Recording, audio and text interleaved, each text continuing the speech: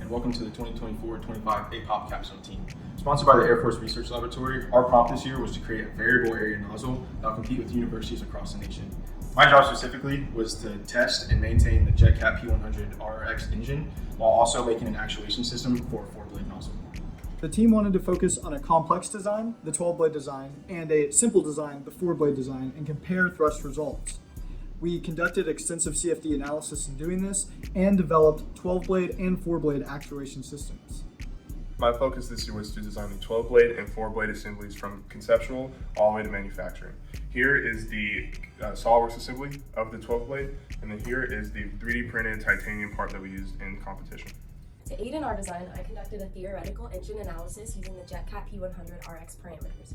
By applying the ideal gas law and isentropic relations, I was able to model temperature, pressure, and thrust across the engine. This helped identify feasible nozzle configurations and ensured that our CFD and experimental efforts were focused and efficient. I was one of 2 people that led the CFD analysis of 46 nozzles through 80 simulations.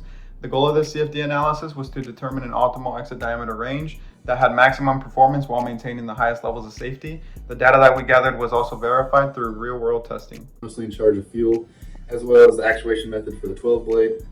The gears were made out of 12-gauge steel at the Fab Lab, as well as the DC motor holder out of aluminum. The actuation control systems that we developed utilize both Arduino and relay technologies to control our 12-blade and 4-blade actuation mechanisms via command from our computers, and they were able to successfully work at the Tinker Air Force Base testing.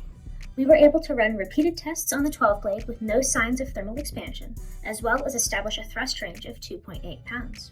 The 4-blade did not establish a thrust range and was not reliable enough to test safely and consistently.